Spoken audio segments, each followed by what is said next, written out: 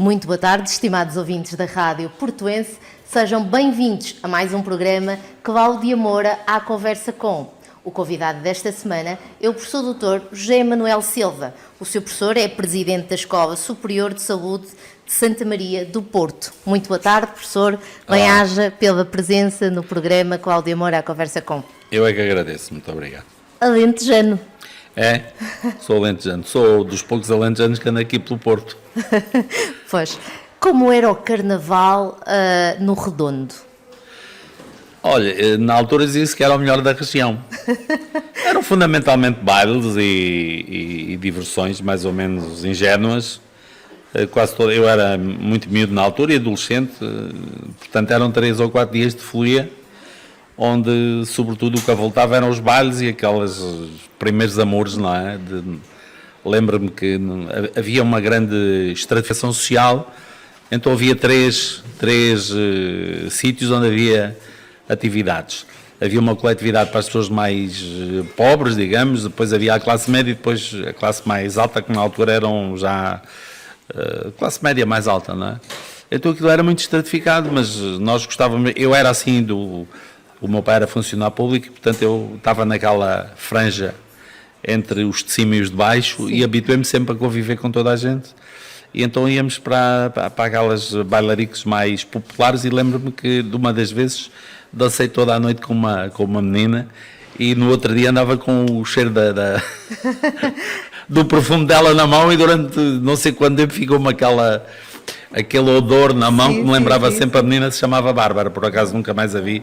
Aquilo foi uma coisa assim de circunstância. Mas era o tipo de brincadeira que havia na altura. Sim. Estamos num mundo completamente diferente do mundo de hoje, não é? Que idade é que tinha, Sr. Professor, nessa altura? Não, era pequeno. Era então, pequeno. Nessa altura dos bailes já era adolescente, não é? Tinha 13, 14 anos, por aí, quando começámos a fazer essas brincadeiras. Aos 9 anos vai para Lisboa, para a admissão. Como é que foi?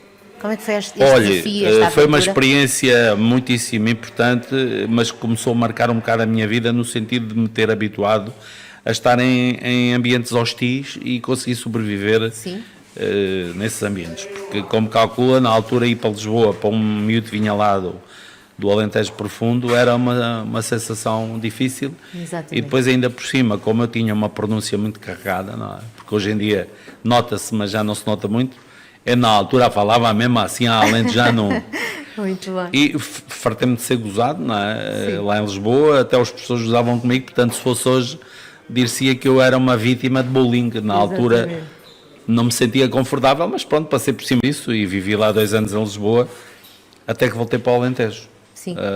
Mas foi a forma de eu na altura poder começar a estudar, porque no Alentejo não havia condições para progredir nos estudos. Aliás, eu fui o único da minha turma da primária que estudou. Mais nenhum dos alunos estudou para além do 5º ano. Portanto, a maior parte deles desistiram logo na 4ª classe. Houve uma meia dúzia que chegou até o 5º ano do liceu. Eu fui o único que subi até chegar ao doutoramento. Ao doutoramento. Consta-se que é um cozinheiro de mão cheia. Faço por isso. Gosta de cozinhar? Muito. É o meu hobby preferido, é cozinhar. Quando preciso de relaxar, vou cozinhar. Que maravilha. Gosto imenso. Há assim algum prato que possa partilhar? Faço tudo. A outra dia partilhei uma receita na internet, já teve para aí quase 10 mil visualizações. Muito bom. De um bolo, um bacinho de ocasião. Sim.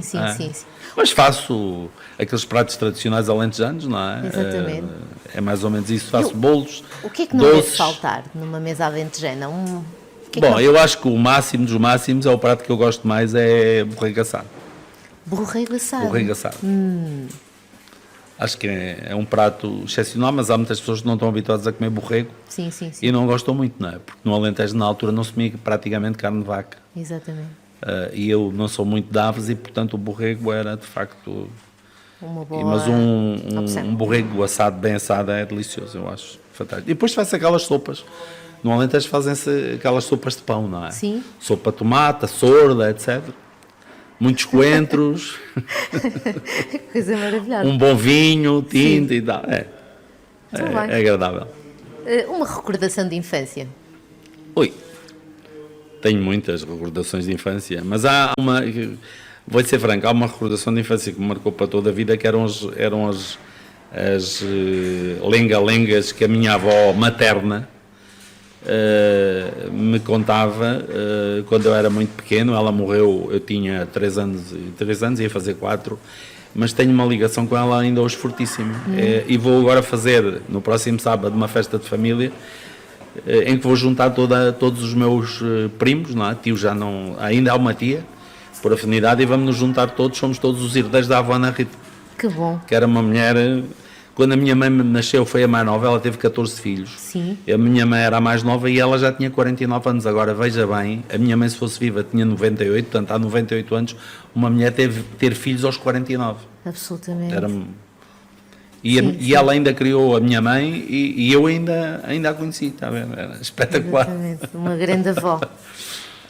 Desde a adolescência, teve sempre uma voz ativa politicamente. Sim, fui sempre muito empenhado do ponto de vista cívico e político. Inicialmente era mais inorganicamente, não é? Depois comecei-me a ligar aos partidos e pronto, e tenho feito a minha vida por aí, mas nunca fui um homem de aparelho, naquele sentido, um aparachique e tal, não. Sempre mantive a minha cabeça livre e nunca fui um alinhado, por isso, provavelmente também por isso nunca fiz grande carreira política, porque fui sempre político ao nível mais autárquico, não é? Sim. Concorri em listas para o Parlamento, essas coisas, em lugares que não eram elegíveis, porque nunca fui assim, tive sempre outro tipo de preocupações, nunca, sabe que a política é uma atividade onde para se subir, sem menosprezar os que sobem, não é? Pois, com certeza. De uma forma geral, tem que se carregar pianos para os outros e depois um dia alguém há de carregar pianos para nós. Eu nunca tive jeito para carregar pianos, nem nunca fiz isso e, portanto, nunca passei da cepa torta, digamos assim. Mas cheguei a Presidente da Assembleia Municipal de Leiria, portanto também. Sim.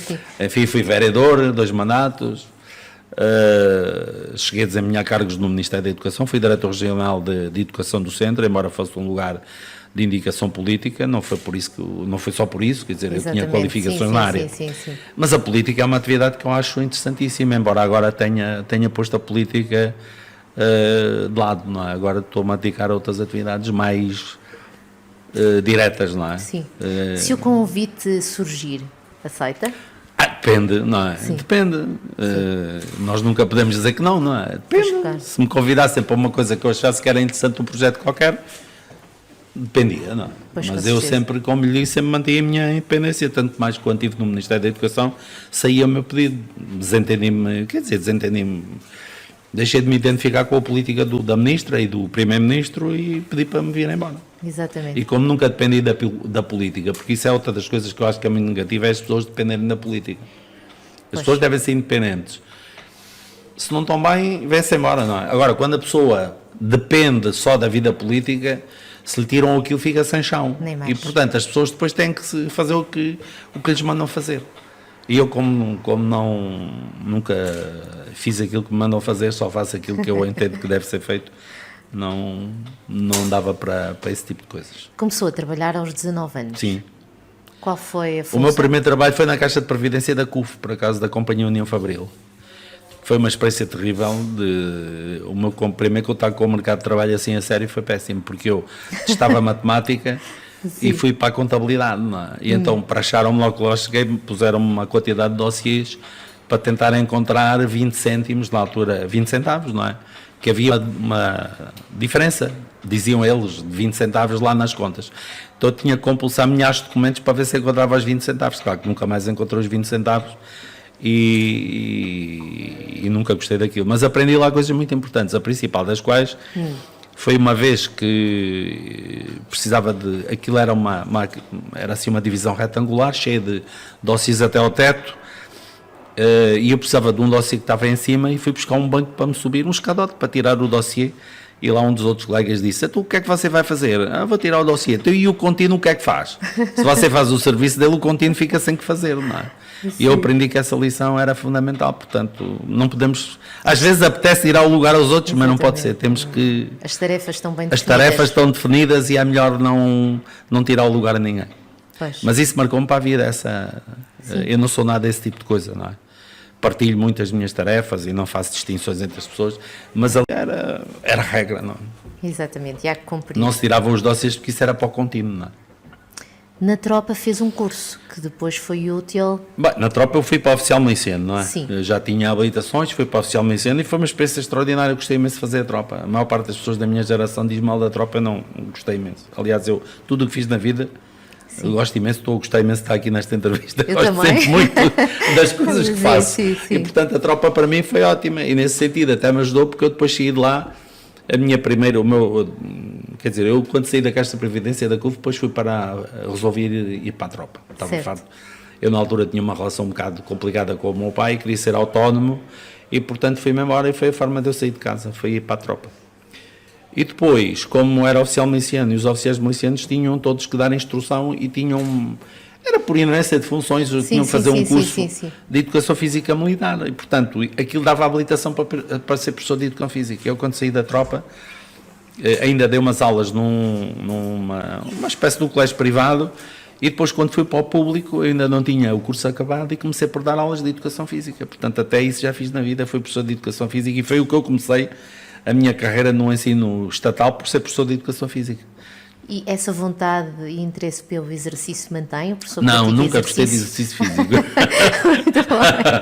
Mas outro dia, vou-lhe contar, outro dia fiquei muito preocupado quando fui lá ao congresso e com aquele nosso colega que falou em primeiro lugar. Muito bem, do exercício físico. Exatamente, eu fui dali, aliás fiquei preocupadíssimo e com um desejo enorme de ir praticar exercício e portanto cheguei a casa, tenho lá uma bicicleta estática que normalmente só olhava para ela e fui logo fazer exercício. Depois no outro dia fui a uma empresa de venda não vale a pena publicitar aqui, mas fui comprar mais umas coisas, então agora todos os dias, desde esse dia tenho feito 1 hora de exercício ao fim da tarde. Hoje não sei se vou fazer porque aqui consigo, mas... Então, pois, podemos fazer no final.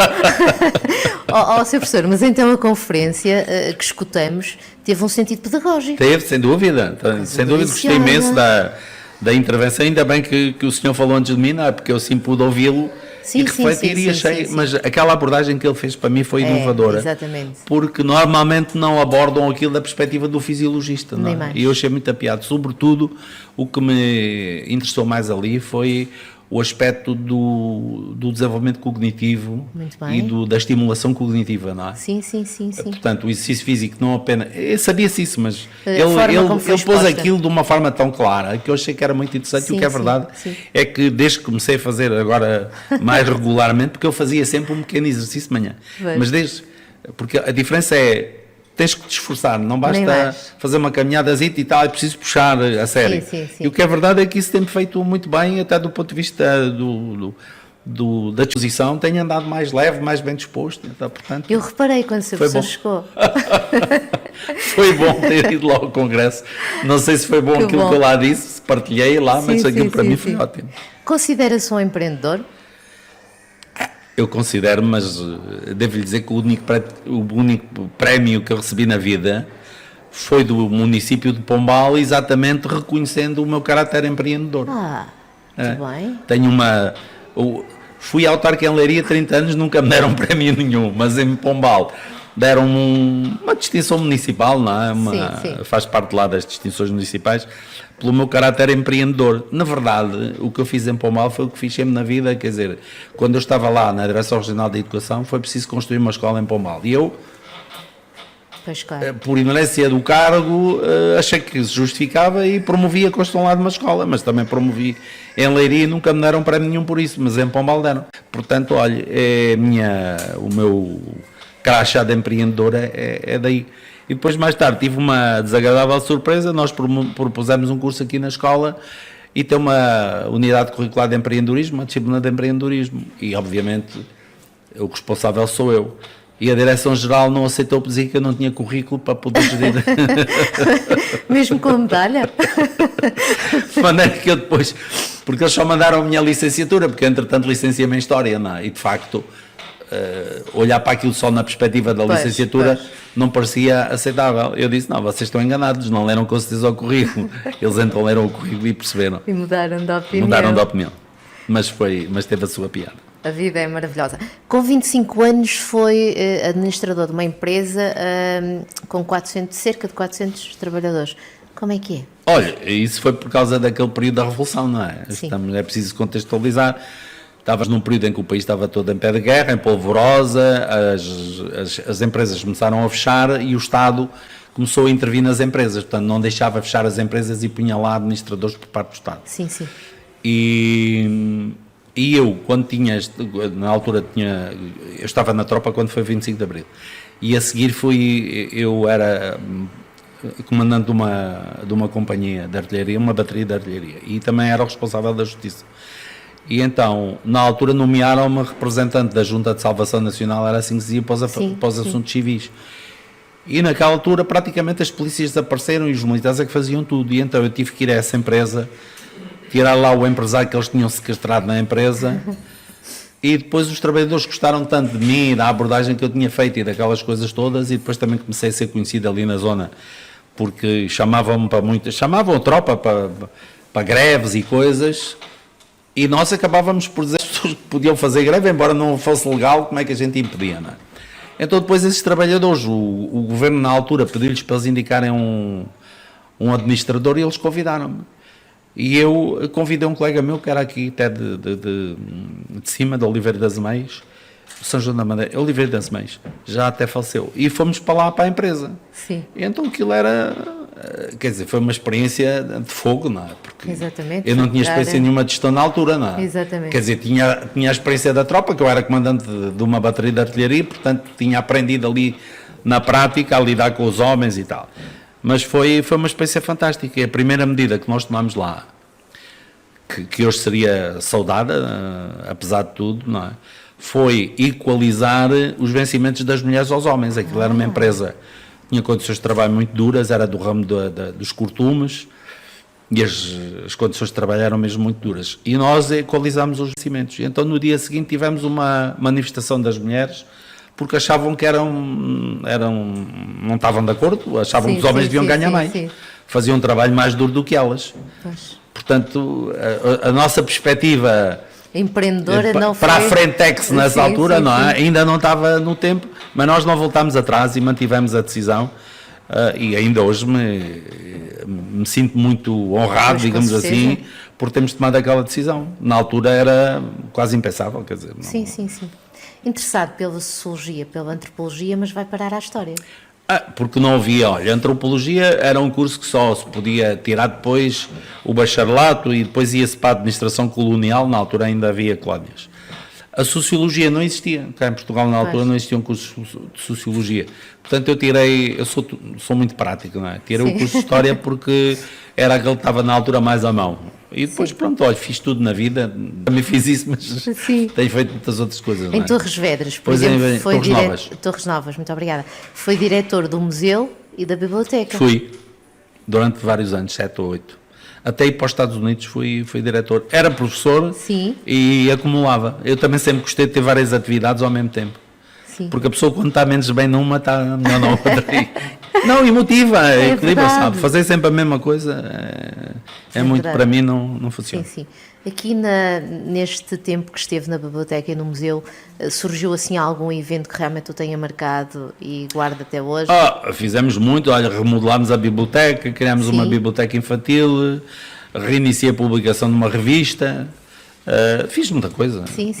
Modéstia à parte, por onde tenho passado, faço sempre alguma coisa, quer dizer, não procuro estar lá só a olhar para o ar, não é? Mas foi uma experiência muito interessante, gostei muito. E a vontade de ir para o estrangeiro fazer o mestrado, surge porquê? Porque não tínhamos cá Não tínhamos cá, na altura dos centros, correspondeu a um projeto do governo da altura, apoiado pelo Banco Mundial, que era a reformulação das escolas do magistério. E então, como não havia docentes cá em Portugal qualificados, eles fizeram um concurso internacional para capacitarem docentes que quisessem. Então fizeram um concurso nacional para atribuir bolsas. Sim. E eu candidatei-me. Na altura já era professor efetivo, portanto eu fiz a carreira muito rápido, não é? Eu com 29 anos estava no topo da carreira de professor, não é? Sim. E claro, para um tipo como eu, com 29 anos, agora vou ficar aqui até aos 60 e tal, na altura, não é? Já pensava dessa maneira? Já, claro, então... Sim. Não estava ali para ser promovido só por vice, não é? Pois. Porque na altura a promoção era de 5 em 5 anos, tinha-se uma fase, progredia-se. E então eu já tinha muito interesse em poder aprofundar o conhecimento na área das ciências da educação. Depois aproveitei surgiu aquela oportunidade, candidatei-me, fui admitido, já tinha um currículo na época relativamente simpático para a época, não é? Pois claro. E pronto, e foi uma experiência fantástica. Aquela experiência em Boston foi... Quanto tempo? Foram 2 anos. 2 anos. Foram 2 anos, mas nós não estivemos 2 anos em Boston. Nós estivemos cá primeiro com os americanos. Sim. E depois é que fomos para lá, porque o país, como é pobre, não dava para ter os professores todos. Nós éramos quase 100 durante 2 anos nos Estados Unidos, não é? Então fizemos cá, em Lisboa, os americanos vieram para cá. Depois eu até reproduzi isso mais tarde em cursos que organizei. Sim. Fizemos isso com o Cabo Verde, Angola e Moçambique, também fizemos coisas muito assim. Bem, muito bem. E então foi, na altura, nós fizemos cá uma parte, depois fizemos nos Estados Unidos a especialização. Foi fantástico, porque é preciso ver que nós estávamos na altura em 1983, 84, não é? Claro. O país não era o que é hoje, não é? Sim, sim, sim. Não se ia para o estrangeiro assim de qualquer maneira, o país era super fechado, e então aquilo foi uma experiência brutal, não é? Brutal. Hoje... Agora imagine depois o que eram quase 100 homens e mulheres na casa dos 30 anos, tudo ali à solta durante aquele tempo todo, não é? Foi casamentos, divórcios e tudo aquilo que posso imaginar. Professor, estou a tentar, mas não consigo. Foi terrível aquilo na altura. Pois deve ter sido assim, gente com longas conversas de serão. Exatamente. Pois, foi uma experiência de vida fantástica. Foi também um dos fundadores da Escola Superior de Educação em Leiria. Não, foi daí. Foi daí que veio. Foi porque nós estávamos a preparar exatamente para sermos o corpo docente de base das escolas do Porto, também a Escola do Porto, a Escola de Educação Superior de Educação do Porto, também foi criada nessa altura, Bragança, a Viana do Castelo, todas essas, Santarém, todas as escolas superiores de educação foram criadas nessa altura. Nós começámos a atividade da Escola Superior de Educação em 1985 com 6 alunos e quando eu saí de lá do Politécnico de Leiria tínhamos 12 mil. Que coisa E boa. Nós éramos meia dúzia de professores na altura e quando eu de lá saí eram 900 docentes, já para aí com 450 doutorados. E eu tive hipótese de acompanhar todo o desenvolvimento do Politécnico de Leiria sempre em lugares de chefia, não é? Sim. Portanto, sempre em lugares em que tinha influência decisiva na forma como as escolas se organizavam, o próprio Politécnico, e isso deu-me um traquejo interessantíssimo. Sim. E depois juntando isso à minha experiência de autarca, exatamente. E depois também à área do ensino profissional, porque eu desde 1990 estou ligado também ao ensino profissional. Que é importante para as pessoas. Muito importante. Sim. Eu fui durante 7 anos diretor da Escola Profissional de Leiria, presidente do Conselho de Administração e da direção da Escola Profissional de Leiria. Isso deu-me um conhecimento muito apurado também dos problemas do ensino profissional. Por isso eu sou, enfim, com toda a imodéstia que isto possa constituir, uma de poucas pessoas em Portugal que tem experiência em todos os graus de ensino, seja o jardim de infância, o secundário, o básico, o profissional e o superior. Isso é realmente uma riqueza gigante, é uma experiência única. Não é? Sim. É pai de 3 filhos. Sou. Como é que é? É ótimo. Olha, é muito interessante, sobretudo porque eu tenho filhos de 2 gerações, não é? Tenho filhos de 40, tenho um de 40 e depois tenho uma de 20 e um de 18 ainda. E, portanto, é comparar, não é? O que é que aconteceu com o primeiro, que é do tempo não havia ecografias, não havia fraldas descartáveis, teve uma educação super rígida, não é? Sim. E depois os outros que já foram de outra colheita, não é? Educados de uma forma completamente diferente e, portanto, estou a ver o que é que vai dar no final, como é que... O resultado. O resultado. Enquanto na via profissional é uma pessoa de excelência e sempre muito perfeccionista. Como pai, como é que é? Como pai, não sou um bom pai. Não é um bom? Não. O que é que isso quer dizer? Não, eu vou dizer porquê. Não sou um bom pai porque as minhas preocupações profissionais sempre me limitaram na assistência aos filhos e, portanto, eles cobram-me isso e eles têm razão. Pois, sim, pois claro. Mas quer dizer, são pessoas que se fazem na vida, ou a pessoa se dedica aos filhos ou se dedica também a outras coisas, não é? Aos filhos dos outros. A minha filha, exatamente. A minha filha escreveu-me um texto lindíssimo, que até me fartei-me de chorar quando li aquilo.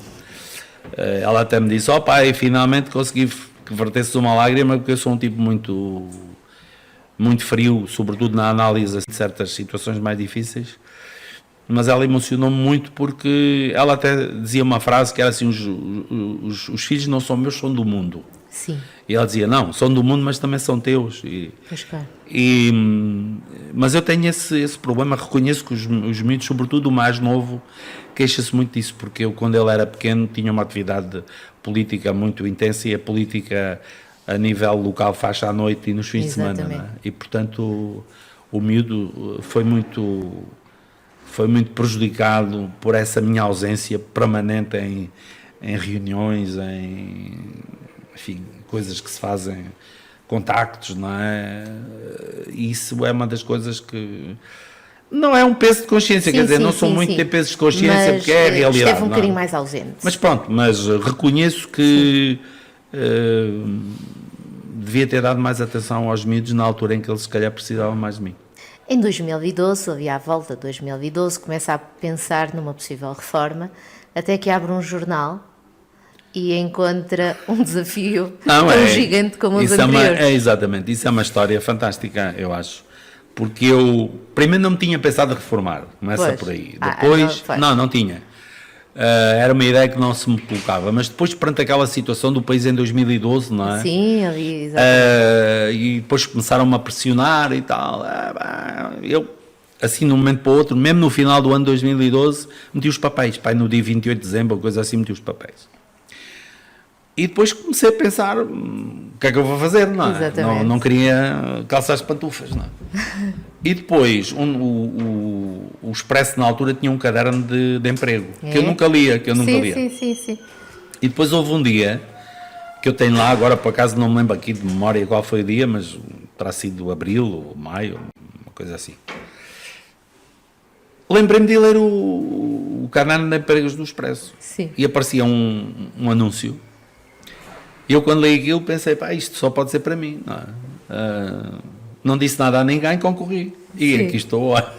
E eu, presidente da Escola Superior. E, portanto, exatamente, o anúncio era para recrutar um presidente para uma escola privada do Norte, que eu não sabia onde era. Não exatamente. Sabia que era no Porto, mas não sabia que escola era, nem nada. E pronto, eu peguei no currículo, mandei, vim cá a uma entrevista, nunca pensei que ficasse, até porque eu ainda estava ligado ao Politécnico de Leiria, não é? Portanto, isto foi por alturas de maio, não é? Maio. E depois, eu disse na altura, olha, provavelmente precisavam aqui de mim se quisessem, mas eu não posso e tal, não vem. Sim. Mas depois a Madre Superiora, porque é uma instituição religiosa, telefonou-me, chama-se a Superior Provincial, telefonou-me, a dizer que queriam muito contar comigo, porque achavam que a minha experiência podia ser útil e tal. Pronto, e assim foi. E eu depois fiquei ali uns meses como uma espécie de consultor pro bono, não recebi nada. Depois a reforma não vinha, nunca mais aparecia a reforma, já estava a ficar incomodado porque sabia que fazia falta aqui, até que um dia fui de férias, e depois de vir de férias resolvi acionar um mecanismo que todos os portugueses utilizam, não é? Meti umas cunhas, fui ver quem eram as pessoas que eu conhecia, que podiam ajudar-me a resolver o problema e sair lá do Politécnico. E pronto, e alguém foi útil, não é? Nestas coisas a gente pede a todos e depois toda a gente diz que faz muito, não é? Mas não se sabe quem foi. Sim. Mas pronto, e eu deixei o Politécnico no dia 30 de setembro de 2013 e no dia 3 estava aqui, no Porto. E a partir daí, olha, mudei a minha vida toda, vim para o Porto, agora sou cidadão do Porto, pago aqui os impostos, tenho aqui a minha casa. É um homem do Norte. E tal. Pois não sou um homem do Norte. Com pronúncia alentejana. Mas fala assusta. E pronto, e olha, e foi uma outra... a minha vida tem sido muito por ciclos, não é? De X a X anos, mudo tudo. Sim. E pronto. E, portanto, tem sido uma experiência fantástica. Aqui na escola, assim, um desafio que tenha sentido que foi bom, superou... Ali temos desafios todos os dias, mas tem sido fantástico. Então, ter a possibilidade de fazer parte de uma equipa, naturalmente isto não é só mérito meu, não é? É mérito da equipa que se constitui entretanto, mas pegarmos numa escola que estava à beira do precipício, eu não digo como aquele brasileiro que disse quando eu cheguei ao governo o país estava à beira do abismo e agora deu um passo em frente, não é isso? Não é bem isso, mas conseguirmos levantar a escola, pôr a escola a funcionar bem, com todos os requisitos, que são necessários e temos projetos, vamos construir um novo edifício, temos muitos alunos, etc. Tem sido uma experiência fantástica. Eu acho que tem sido abençoado porque tive esta oportunidade, não é? Eu fico grato todos os dias, aliás, digo isso às irmãs, elas agradecem muito, mas eu ainda lhes agradeço mais, porque foi uma oportunidade extraordinária ter podido envolver-me neste projeto e, de facto, tudo aquilo que eu descobri a partir daí, não é? Porque a minha vida hoje tem pouco a ver com a minha vida quando eu vim para aqui, para o Porto, não é? Em todos os aspectos. Sim, sim. Como é que vê o ensino superior atualmente? Como é que vejo? Sim. Quer dizer, vejo com a normalidade que acontece nestas coisas, quer dizer, acho que eu não sou nada aquela pessoa que diz os alunos agora não sabem nada, no meu tempo é que eram bons, não é nada. Eles hoje são muito melhores do que nós éramos, pelo menos têm muito mais conhecimento. São pessoas diferentes, obviamente, vivem num mundo diferente, educados de uma forma diferente, são pessoas diferentes. São diferentes. Sim, mas não partilho nada dessas perspectivas negativas, que agora isto é de mau, eles não sabem nada, não se interessam por nada, acho que isso é tudo conversa de chacha, sinceramente. Acho que há ótimas pessoas, há outras que não são tão boas, mas o ensino superior, do meu ponto de vista, está bom e recomenda-se, embora nós andemos a tentar mudar aquilo que é preciso mudar, nomeadamente, por exemplo, a forma como se aprende. Não é? Eu não ponho tanta tónica no ensino, porque eu costumo dizer que nós aprendemos. Quer dizer, os outros não nos ensinam, nós é que aprendemos. Porque eu posso querer ensinar alguém, se a pessoa não quiser ser ensinada, ela não aprende. Nem mais. E, portanto, nós temos é que pôr a tónica na aprendizagem. E, nesse aspecto, temos é que pôr-nos em sintonia com aquilo que é a sociedade atual, não é? Porque é evidente, se os alunos, desde a mais tenra idade, os miúdos, e as miúdas, naturalmente, se habituam a escolher canais, a mudar de programa, a ouvir as músicas que lhes apetece, etc. Depois chegam ali à escola, só tem uma pessoa à frente deles. Não funciona, não é? Sim. Eu escrevi já há muitos anos um texto a que chamei O Poder do Comando, que na altura eram os comandos dos vídeos e das televisões, ainda não havia o que há hoje, não é? E já nessa altura a ideia era a mesma, quer dizer, os miúdos mudavam os canais, mas depois chegavam à escola, carregavam no comando e o canal não mudava, era sempre o mesmo. Não pode ser, não é? O ensino tem que se transformar. E nós estamos envolvidos num grande projeto aqui na escola, que é um projeto, aliás, coordenado para o OCDE, um projeto que para nós é fantástico, não é? Somos só 7 instituições portuguesas e no conjunto dos países são 27 instituições de 11 países e nós somos do grupo inicial que se juntou ao projeto e o que nós estamos a tentar desenvolver em conjunto neste projeto todo é desenvolver o pensamento crítico e a criatividade nos estudantes de ensino superior, que é fundamental. Formidável, sim. É fundamental. Porque os alunos são preparados mais para as funções do que tanto para a vida. E sobretudo nós, ainda muito nas escolas, apesar de tudo o que se evoluiu, continua-se a fazer um ensino muito, muito tradicional. É isso mesmo. E nós precisamos de mudar esse paradigma. É também membro da direção... Já agora deixe-me só dizer, são quatro os pilares, digamos, que nós queremos desenvolver ali na escola. É a autonomia dos estudantes, que é preciso desenvolver, a criatividade, o pensamento crítico e a inovação. E, portanto, é nesse sentido que nós estamos a trabalhar. Perfeito. E a primeira coisa é desenvolver-lhes a autonomia, é conseguir que eles sejam autónomos, porque o problema é que os alunos muitas vezes não são treinados, digamos assim, não lhes são desenvolvidas competências de autonomia. Isso é fundamental. E sem autonomia não há pensamento crítico, não há criatividade nem capacidade de inovar. Absolutamente. É também membro da direção da Associação do Ensino Superior Privado. Representa a instituição, a província, porque Sim, a província é que é a entidade instituidora da escola. Tem sido uma experiência também muito interessante, porque essa associação reúne todas as escolas privadas do país, do ensino superior. Sim. E, portanto, é uma hipótese que nós temos de perceber melhor como é que o sistema funciona, ter acesso à informação em primeira mão, a informação que normalmente não circula por aí, não é? E aquele contato com os outros colegas, diretores das outras escolas, sobretudo aquelas grandes universidades, etc., tem sido muito positivo. Eu já tinha a experiência também do Politécnico, do lado do Estado, e agora tenho tido a possibilidade de estar do outro lado. E como eu também fui não sei se consta isso, mas é um dado, também fui fundador do sindicato, o SNESUP, que é neste momento o sindicato mais importante do ensino superior, eu fiz parte do grupo fundador do sindicato. Muito bem. E, portanto, tenho essa experiência de sindicalista, que fui sempre muito ligado a essa atividade, com a direção de instituições no Estado e agora no privado. O seu professor tem uma mente inquieta. Tenho, sou muito desassossegado. Muito Aliás, bom. aqui tinha uma colega que dizia, quando eu aparecia, ela dizia, ai professor, não se pode, mal o senhor aqui chega, é um desassossego. Mas eu sou muito desassossegado Sim. e desassossego as pessoas à minha volta. Isso Não é gosto de ver formidável. gente acomodada, não podem trabalhar comigo, pessoas acomodadas. E agora tenho tido um problema porque começou a ser mal visto, não é?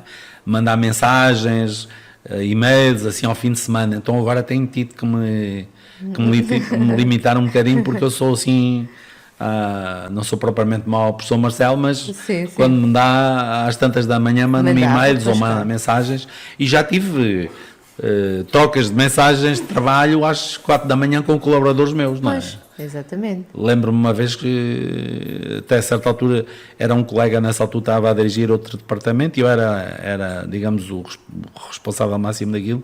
E a certa altura disse: pá, nós somos malucos, então são 3 da manhã e estamos aqui a trocar e-mails, vai, mas é dormir, que eu também vou. Sim. Agora Mas não é se pode quando as fazer ideias isso, surgem. que é assédio. Agora é assédio moral. Muito bem, então há que estar atento. Não, é preciso cuidado. Sim. Recentemente e quando digo recentemente é porque é o projeto talvez que tem há menos tempo, mas que é gigante, que é esta nova associação para os cuidadores. Sim, eu acho que estou a ficar mesmo apanhado. Então, Já sonho com isso, Boa! É Sim. terrível. É um projeto, acho que é o grande projeto do momento. que não é? bom. É. Quer falar-nos um bocadinho para os ouvintes da Rádio Portuense? Sim, eu posso lhe dizer como é que isto começou. Eu, quando desinvesti na política, comecei a investir mais em atividades de proximidade. Muito bem. E fui fazer voluntariado para a paróquia do Marquês. Sim. Para um programa que há na paróquia do Marquês, que é a Porta Solidária. Muito bem. E foi a partir daí que eu comecei a despertar mais para os problemas daquelas pessoas. Eu sempre fui muito preocupado com os problemas das pessoas mais fragilizadas socialmente, Sim, mais sim, pobres. sim. Isso sempre me cortou muito o coração. Mas na atividade política a gente fala no geral, não é? Pois. Melhorar a vida das pessoas. Não. Mas depois, quando começa a confrontar-se com os problemas mais do cotidiano, passa a ter uma consciência diferente. E foi a partir daí, depois eu comecei a perceber que as pessoas não tinham apoio nem antes nem depois, quer dizer, iam ali, comiam uma refeição quente, tinham Pois. um apoio ali, mas antes e depois ninguém sabia nada delas. E comecei-me a preocupar muito com isso. Simultaneamente, também a Associação Portuguesa de Neuromusculares desafiou-nos para um projeto na área dos CAVI, dos Centros de Apoio à Vida Independente, que é uma estrutura nova que está em desenvolvimento, de apoio a pessoas que têm limitações de autonomia. E, portanto, isto começou tudo a encontrar-se com uma coisa que já tinha sido nossa decisão, foi criar um curso na Escola Superior de Saúde de cuidadores altamente qualificados. Porquê? Porque nós tínhamos a enfermagem, depois tivemos a fisio, e nós queríamos ser capazes de responder a todos os desafios da longevidade acrescida. Exatamente. E também dos deficientes. Portanto, no fundo, ter ali uma resposta científico-técnica muito apropriada para responder aos problemas das pessoas com limitações de autonomia. Sim. Portanto, tudo isto foi desembocar na criação da associação, associação. que nós chamamos-lhe Caregivers Portugal, que é o nome inglês para cuidador, Sim, não é? sim. A Associação Portuguesa de Cuidadores, e a partir daí começámos a fazer um trabalho um bocadinho mais silencioso, e dá algum tempo para cá eu resolvi pegar naquilo, porque eu tinha uma colaboradora a trabalhar, mas ela não estava a fazer o serviço como devia ser, e resolvi eu tomar conta daquilo, e agora Sim. temos andado a insistir A dinamizar. nas redes sociais, a dinamizar nas redes sociais, iniciativas. Começámos no sábado um curso de formação contínua para cuidadores pessoais e assistentes pessoais, e temos imensos projetos, estamos focados num conjunto de projetos nessa área, que eu acho que vai ser muito... Quanto tempo tem? 2 anos? Sim. Ano? 2 anos. Sr. Professor, e para esclarecermos quem nos escuta, as ERPs, as instituições, na eventualidade de sentirem a necessidade de fazer uma formação interna, Sim, a associação podem Claro, solicitar nós estamos muito interessados e levam, em poder dar o portanto, nosso contributo muito nessa bem. área. Portanto, Eu, aliás, não sei se viu, passa a publicidade, saiu ontem um artigo meu no Observador, vi sim. sobre esta área, sobre Sim, a questão, sim. porque o meu ponto de vista é assim, nós estamos de uma nova geração de profissionais nesta área, que são Exatamente. assumidamente cuidadores especiais e assistentes pessoais, e portanto temos que cuidar de criar uma nova profissão. E eu estou a trabalhar, eu e a escola, Sim. eu estou a coordenar também naturalmente esse projeto com o IFP e com a ANCAP, que é a Agência Nacional para a Qualificação Muito e Ensino bem. Profissional, na criação da profissão de cuidador. Qual é a Cuidador vossa pessoal. maior preocupação? Portanto, Nós estamos a tentar criar uma via verde de formação, desde o nível mais básico até o nível mais elevado, sim. de profissionais que agora se chamam auxiliares de gerontologia ou de Exatamente, geriatria, sim, ou sim. auxiliares de ação médica, enfim, uma série Sim, de coisas. sim. Mas dar-lhes uma identidade profissional mais clara, definindo muito bem o que é o papel de um cuidador, que é aquele, no fundo, que ajuda alguém nas suas atividades de vida diária, não é? É aquele que está sempre com o outro, não é? Porque o enfermeiro faz o seu trabalho, o fisioterapeuta, o terapeuta ocupacional, mas depois há alguém que tem que estar sempre com as pessoas. E esse alguém que tem que estar sempre com as pessoas é uma pessoa que tem que ser altamente treinada. Não pode ser, eu tenho um jeito, tratei da minha mãe ou do meu tio e tal. Não chega. Exatamente. Até porque não é a mesma coisa cuidar de uma pessoa com demência, cuidar de uma pessoa com disfuncionalidades neuromusculares, e portanto há todo um conhecimento técnico que tem que se ter, e depois há naturalmente que trabalhar também os afetos, etc. Mas Exatamente. é preciso Sim, uma sim. formação de base para conseguir assumir isso. Que bom, é um projeto realmente muito necessário. Sei também que o Sr. Professor representa, portanto, uma rede social no Porto associada aos sem-abrigo. Como é que é? Nós fazemos parte do NPISA, que é o Exatamente. núcleo de planeamento da população, de atividades com a população sem abrigo. E estou envolvido num projeto, estamos à espera que seja aprovado, que se vai chamar Porto Sentido, Muito bem. que envolve também a Misericórdia do Porto e a SAOME. Sim. E que é um projeto que se inspira naquela filosofia do Housing First, quer dizer, primeiro uma casa, porque tradicionalmente a abordagem à recuperação, à reintegração de sem-abrigo é primeiro preparam-se as pessoas e depois dá-se-lhes uma casa no final. Agora o objetivo é o contrário, primeiro dá-se uma casa e depois trabalha-se a pessoa para o reintegrar. Exatamente. Vamos ver o que é que dá, um projeto que já está em execução em alguns sítios, cá no Porto é a primeira experiência que se vai fazer, por aquilo que sei, o projeto deve estar para ser aprovado brevemente, vai ser mais um desafio, e eu acho que vai ser muito interessante, até porque esta área do sem-abrigo é uma área que também carece aqui de alguma clarificação, porque fala-se muito, há muito dinheiro envolvido, há muitas verbas envolvidas, mas depois o retorno disso é muito escasso, quer dizer, não há propriamente dados muito fiáveis sobre o número de pessoas que são reintegradas socialmente, e os números apontam para números muito, muito baixos, portanto as estratégias que têm vindo a ser utilizadas aparentemente não são as mais eficazes. Exatamente. E, portanto, estamos à procura, há muito apoio, há muita gente, muitas carrinhas, distribuem Santos, distribuem isto e aquilo. Sim. Mas não pode ser por aí. Exatamente. Algo tem que ser um que vai criar trabalho novos, mais estruturado, com mais validação técnico-científica, e haver mais escrutínio sobre o que se faz. Sim. E sobre os resultados que se obtêm.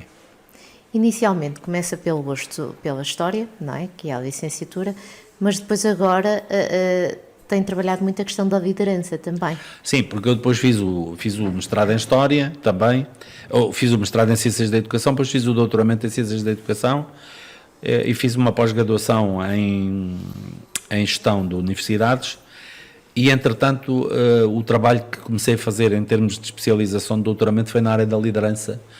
E, no fundo, como eu tenho liderado sempre instituições, sim, não é? Falo de coisas que sei, não é? Não ando a falar de liderança por ler nos livros. Nem mais. Não é? Portanto, ponho a minha experiência ao serviço das outras pessoas. É um líder, Porque portanto. Não, é verdade, quer dizer, o que eu tenho feito é liderar instituições, não sou propriamente um chefe. Sim. Não é? Como outro dia lá no Congresso tivemos a perceber, chefe é uma coisa, líder é outra. O chefe é alguém que é nomeado para ser chefe. Líder é alguém que os outros reconhecem como líder, não é? Nem mais. Eu não posso chamar a mim um líder se os outros não me reconhecerem como tal, não é? Posso ser chefe? Sim. Sou o chefe que sou imposto. O líder não, o líder são os outros que nos reconhecem essa capacidade de liderança. E, portanto, tenho procurado transmitir a minha experiência. Não tenho muito para ensinar, mas tenho para partilhar. O que o move É na isso. vida? Olha, move-me o desafio de viver e ajudar a viver os outros cada vez melhor. Acho que é isso fundamentalmente. é aquilo que sempre me tem motivado. Muito preocupado com as questões sociais, muito preocupado que o mundo pudesse mudar para haver mais igualdade entre as pessoas. Sei que é impossível todos sermos iguais, mas acho que é objeto, desculpa a expressão, que haja pessoas que vivam no limiar da miséria, Sim, não é? sim, No sim, limiar, sim. não nas completa miséria, e depois haver o luxo Pois, claro, os extremos. extremo, não é? Isso é horrível. Nós aqui em Portugal não temos tanto essa noção, mas isso existe também Sim, aqui. sim. Agora, quando vamos para outros países, para a África, para a Ásia, etc., isso é para o Brasil, para a América Sim, sim, Latina, sim, é sim, horrível. E, portanto, eu acho que se todos nós nos dessemos um bocadinho mais aos outros, conseguíamos mudar muito, às vezes em pequenas coisas. Não é preciso fazer grandes revoluções, às vezes, para mudar as coisas. E, portanto, o que me move é essa capacidade de poder ajudar e fazer coisas. Eu gosto muito, há aquela palavra em inglesa, um doer, não é? Um fazedor, não é? Sim. A palavra portuguesa é fazedor. Eu gosto muito de ser fazedor, gosto de ajudar a fazer coisas, a construir. Por isso é que eu digo sempre que não sou um académico no sentido tradicional do termo, porque eu não sou aquela pessoa que se preocupa com só papers, com produção científica, não. Eu preocupo-me com isso, mas preocupo-me muito mais em produzir coisas, em fazer avançar as instituições, fazer avançar, digamos assim, a sociedade com mais Sim, justiça sim, social, sim. mais igualdade, mais equidade. É por E é aí. isso que o distingue também. Quem mais ama, Sr. Professor? Bom, isso é uma pergunta difícil, não é? Quer dizer, acho que a pergunta correta é dizer são os meus filhos. Sim, e a verdade? É, Não é? Os é. filhotes? Tá bem. Embora nós tenhamos que amar também as pessoas que vivem connosco, não é? Que partilham connosco, as nossas companheiras. E o próprio Sr. Professor? Sim, se eu não Anda. gostasse de mim também não. Sim, mas não me põe, quer dizer, não sou propriamente, devo ter uma boa dose de narcisismo, mas não sou. Pois, não agora sou- há esses nomes, não é? Sim, mas não, Pois, não tá gosto de mim o suficiente para achar que sou maior, não é? Está bem. Aqui a moda do Porto são maior, É, não. sim.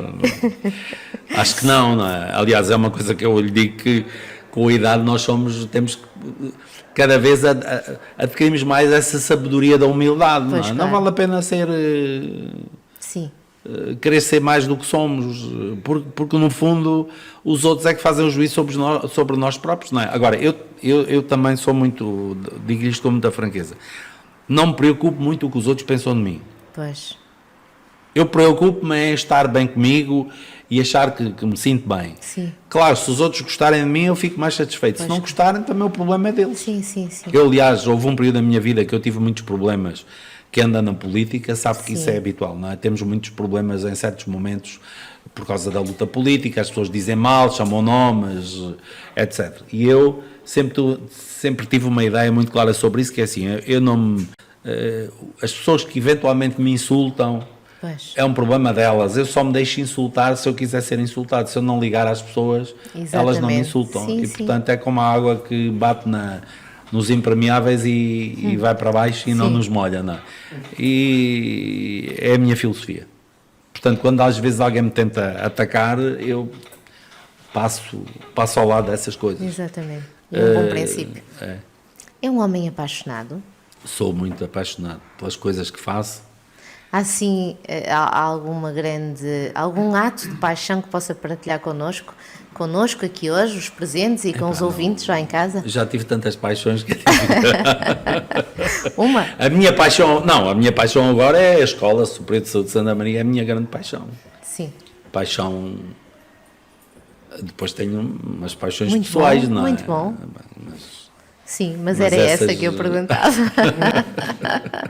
Eu também sou um tipo apaixonado pela vida, não é? Sim. Não- Habitualmente, viver. e quem conhece o seu professor vai escutando a expressão de que estou-me nas tintas para os títulos Sim. e trata as Completamente, pessoas não é? de igual para igual. Sim. Faz isso, não é? Sempre. Toda a gente que me conhece sabe que eu trato a colega que limpa o chão exatamente da mesma maneira que a trata assim outra pessoa qualquer. Sim. Para mim, as pessoas valem pelo que valem, não por aquilo que fazem ou por aquilo que têm.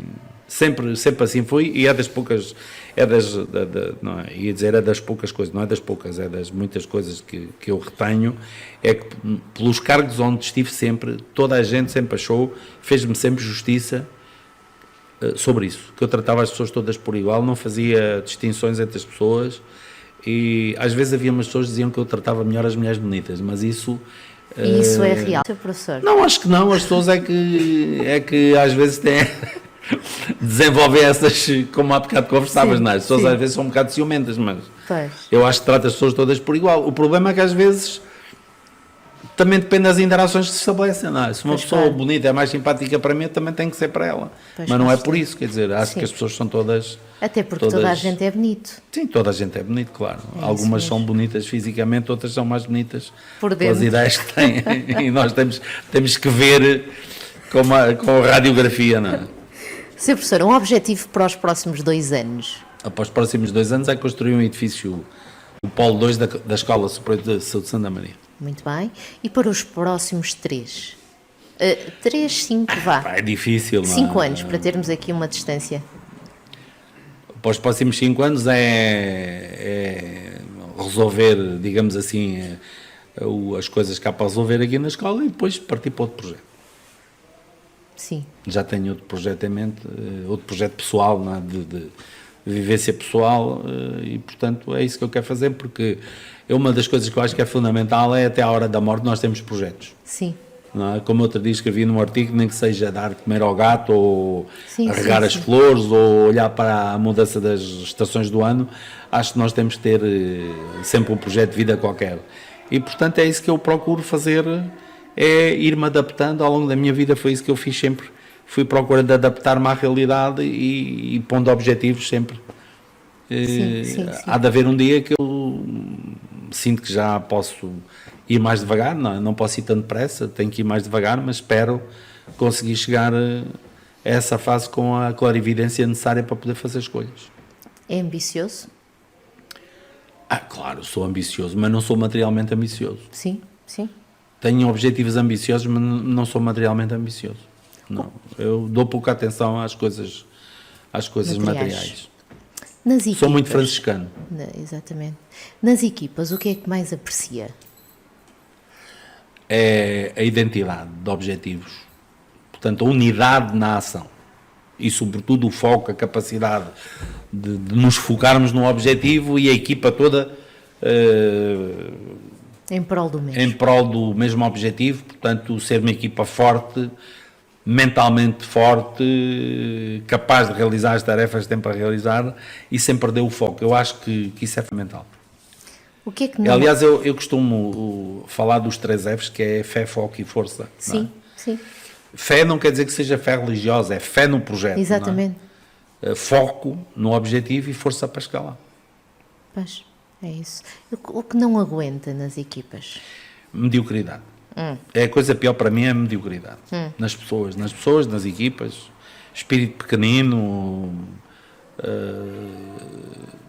dichotes, coisas, intrigas e tal, acho isso detestável. Sim. Mas a mediocridade para mim é a coisa que eu menos aprecio. Sim. Pessoas medíocres que não são capazes de ver para além dos seus sapatos, acho horrível. As pessoas têm que olhar para a frente, para o céu. Nem mais. Há, aliás, aquela frase dizer, depende de nós olhar para a lama do pátio ou para a lama da estrada ou para as estrelas do céu. Acho que é melhor olhar sempre para as estrelas do céu, não é? Absolutamente. Não é estar a olhar para o chão. Sobre a legalização da assistência sexual profissional para os deficientes, o que é que diz? Eu vi um post que o Sr. Professor colocou. É um projeto, vamos ver, essa questão é uma questão que naturalmente não é fácil, não é? Sim. Agora, a questão é sabermos se as pessoas devem ser privadas de uma dimensão que é importante para a vida. Pois claro, é isso. Se a pessoa renunciar a ela de livre vontade, é uma coisa. Se a pessoa tiver, sentir essas pulsões e não puder sozinho realizá-las, é legítimo que possa ter algum apoio para isso. Evidentemente, depois há muitos condicionalismos aqui à volta disto. Mas acho que não se deve fechar a porta ao debate, não é? Independentemente das opiniões das pessoas, esse debate deve ser feito. E acho que não se tem feito, porque tudo aquilo que cheira a sexo ou que mete sexo as pessoas ainda O têm tabu. muitos tabus e não É discutem isso com a abertura. Não é? Nem mais. Eu acho que isso é péssimo. E a questão da eutanásia? Acho que fundamentalmente é um problema de consciência. Olha, eu pela parte que me toca fiz o meu testamento vital e portanto já Muito bem. já há muito tempo. Sim. E já estabeleci o que é que me façam quando, isto é, se eu chegar a uma situação em que isso tenha que Pois claro. ser posto em consideração. E depois, claro que estas coisas vivem muito dos momentos políticos. Nem mais. De qualquer maneira, eu também tenho para mim, eu tenho um sentido muito institucional muito forte. E, portanto, eu sou católico praticante e estou ligado a uma instituição católica. E, portanto, nós próprios tomamos uma iniciativa na escola que foi publicar um texto a propósito desta discussão da eutanásia, alinhado com a posição da Igreja Católica, como não pode deixar de ser, não é? Nem mais. Pronto, mas essa é a nossa posição oficial e depois cada um em consciência faz o que a sua consciência lhe ditar. Eu, de qualquer maneira, relativamente ao testamento vital, defini os critérios para não me ligar a máquinas nem me fazerem viver artificialmente. Portanto, Eu compreendo. A respeito do coronavírus, vai usar máscara? acho que não. Acho que não vou. Acho que, sem menosprezar a importância da epidemia, acho que se está a fazer isto mais do que... Espero não ser castigado por isso. Não apanhar o bicho e ele chatear-me muito. Mas acho que se está a criar aqui uma dimensão disto seja... que eu acho que, aliás, há dados que já têm vindo aí a público, a gripe mata mais do que o vírus. O vírus parece que mata 2% das pessoas. Pois. Mas eu hoje reparei que o seu professor quase não me cumprimentava já. Não, pois claro que não. É um homem de fé, portanto, isso já me disse. O que é que gosta de fazer ao domingo? Tem assim algum hobby? Normalmente vou à missa ao domingo. Vai à missa? Desporto, já sei que só agora. Como? Desporto só começou agora, portanto. Não, eu não sou desportista, quer dizer, eu já fazia uma ginástica-zinha em casa, não é? Sim. Agora faço mais, não sou propriamente um desportista. Sim. Não, mas relativamente à questão da fé, eu digo-lhe uma coisa, eu acho que nós somos uma consequência da civilização, somos parte da civilização cristã ocidental. Nem mais. E dificilmente nós compreendemos o nosso presente sem percebermos o papel que a Igreja teve no desenvolvimento da Europa, nomeadamente. Não é? E neste momento de mundos tão fraturados, com os islâmicos, toda aquela situação que não tem que ver com a religião islâmica em geral, mas tem que ver com aqueles grupos mais extremistas, com o extremismo islâmico. Eu acho que é uma questão também de honrar a nossa memória histórica, olhar para aquilo que é a história da Igreja na estruturação dos países europeus. Sim. E, portanto, acho que nós temos que olhar para isto não como qualquer coisa que é apenas do domínio da fé, mas do domínio do real. Pois claro.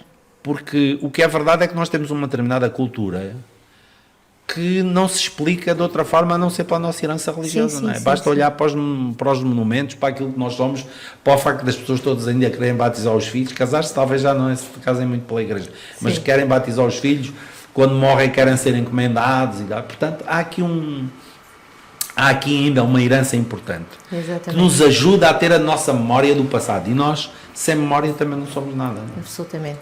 Como é que encara a morte? Olha, tenho mandado a treinar para encarar bem. Pois. Acho que precisamos ser educados para morrer. Para morrer. Acho que sim. Sim.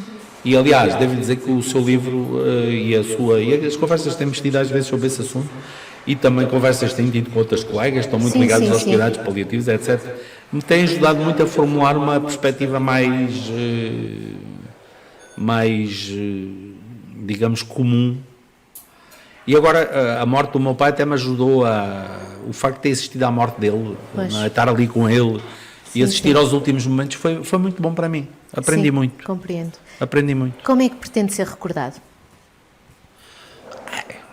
Isso os outros é que têm que dizer, não é? Claro que acho que todos nós imaginamos que gostávamos mais de ser recordados como tendo determinadas características, não é? Sim, sim, sim, sim. Eu acho que as pessoas que estão mais diretamente relacionadas comigo hão de me recordar como uma pessoa que sempre procurou fazer alguma coisa pelos outros. É assim que vai Acho que ser. fundamentalmente é isso, não é? Não sou, como já lhe disse, os valores materiais não são particularmente para mim importantes e, portanto, sempre procurei desde a adolescência fazer alguma coisa pelos outros, ajudar a sociedade a ser melhor. Não sei se tenho conseguido fazer alguma coisa, senão, mas tenho-me empenhado nisso. E mesmo nas instituições por onde tenho passado, procuro também ajudar que as instituições se robusteçam, que sejam melhores, e isso tudo vai sempre dar ao mesmo, é contribuir para uma sociedade melhor. Muito Daí o obrigada. meu apego também pela política, não é? Sim, sim. Sr. Professor, chegamos ao fim. Muito obrigado. Foi rápido. Foi. Da minha parte. Foi rápido e sem dor. E foi muito bom. Foi muito bom. É sempre Obrigado, muito bom escutá-lo. obrigado. Tive imenso gosto. Bem-haja pela presença no Muito programa obrigado, muito Cláudia Moura obrigado. Eu é que Conversa Com. agradeço. Muito obrigado. Quanto a nós, estimados ouvintes, até para a semana. O convidado é o professor Dr. António Tavares. Aquele abraço. Obrigado.